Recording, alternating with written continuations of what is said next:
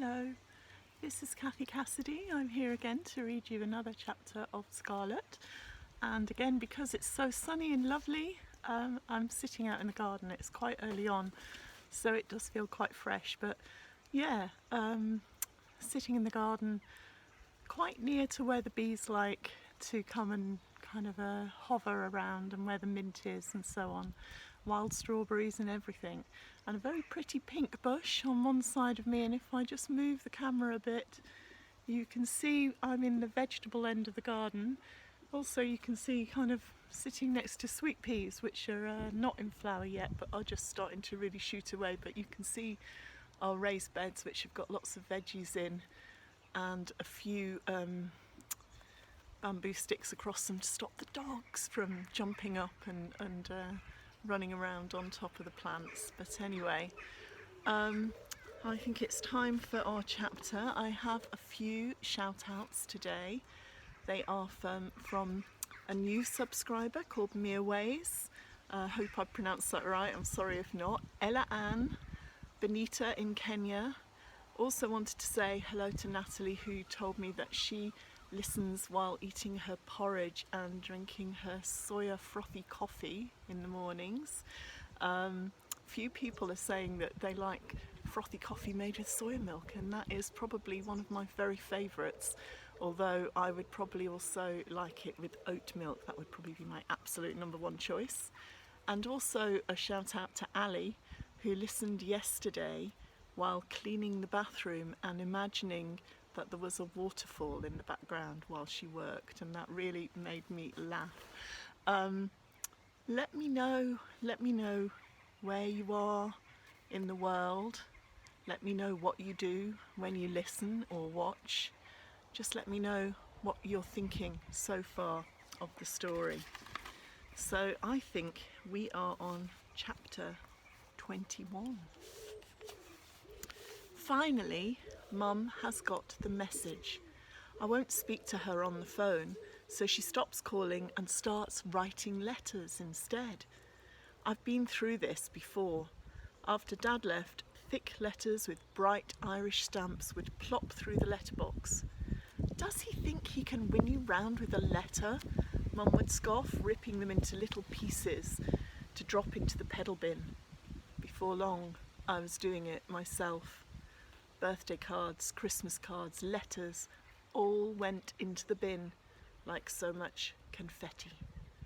Now it's happening all over again. I sit by the lough with Mum's latest letter. I don't want to hear about private schools or last chances and letting people down. Instead, I smooth the paper out, folding it this way and that until I have made a small, perfect paper boat. I launch it into the water and a soft breeze catches it, pulling it out into the centre of the lough. As I turn from the lough, there's the sound of a car door slamming in the distance, a movement in the trees to my left. This has been happening lately since the start of the school holidays. Like Kian said, Lough Coil is on the tourist trail for some very keen sightseers. They come to look at the wishing tree, to fish in the lough, to hike across the hills. When I'm with Kian, we steer midnight into the woods silently or gallop away down the lough side, out of sight. We make ourselves invisible. Today though, I'm still waiting for Kian to show up, and I won't let the tourists chase me away.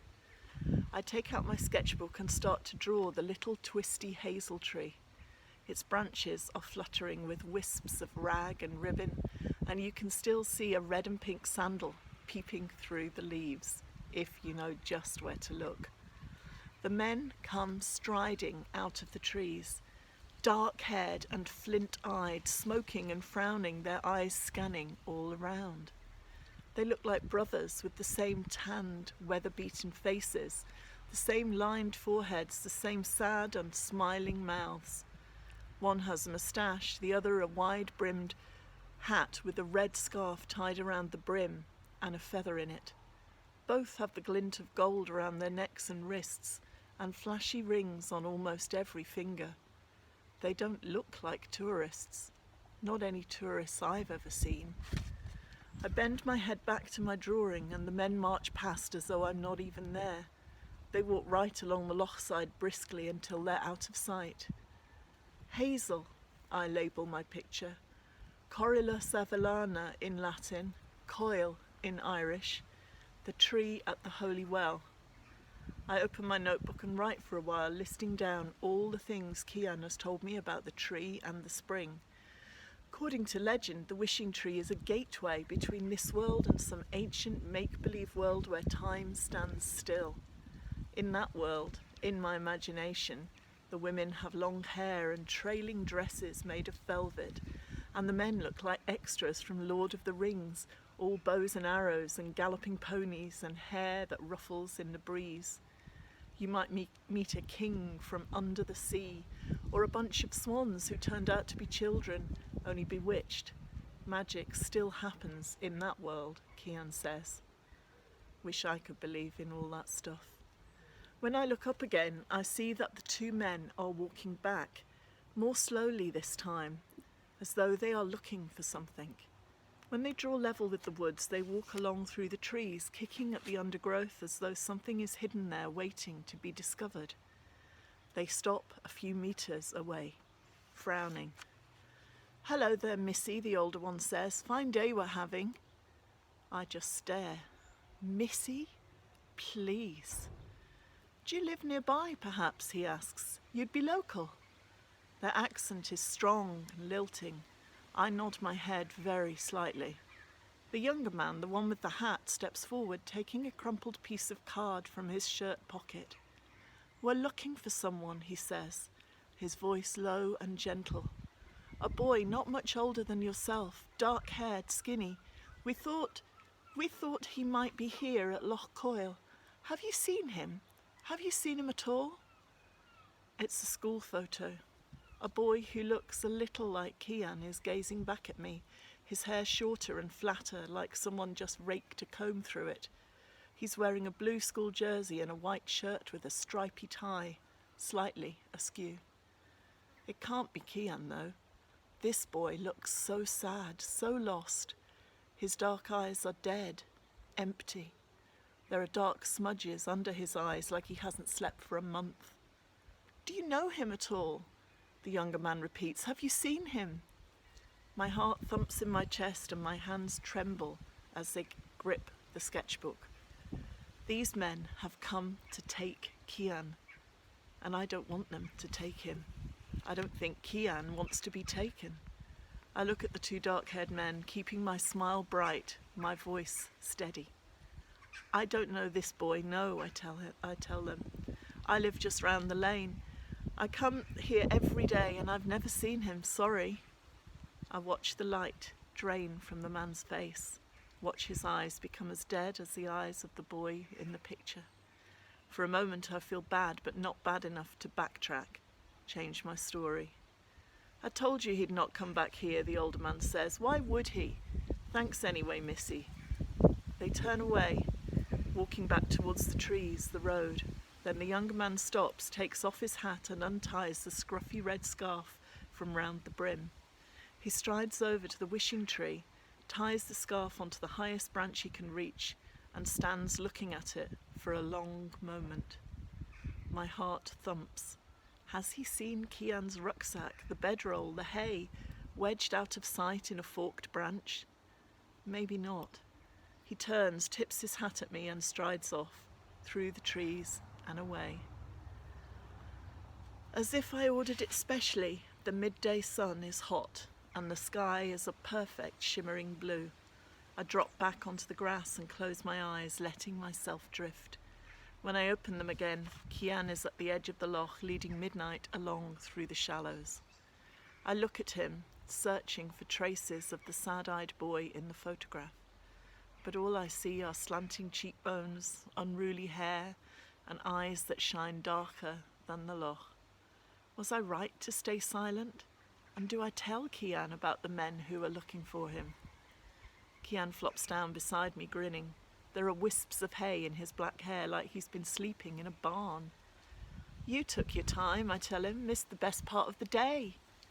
"Found myself some work," he grins, "raking hay for an old farmer guy in the next valley, stacking it up into hay ricks, €25 and as much hay as I want for midnight. Same again tomorrow. Cool, I say. I pack my sketchbook away, bring out an apple for midnight. The big black horse ambles over, taking the fruit from my hand softly, with a nose like velvet. He crunches the apple with his big yellow teeth, and I push a hand through his mane, ruffling the red ribbon braids, inhaling the warm, sweet, treacly smell of horse. Okay, I'm jealous now, Kian says. How come you never bring me apples? I do, sometimes, I grin. It's just that you never tickle my palm while you're eating them. Could be arranged. Kian makes a dive for my hand and I swat him away, laughing.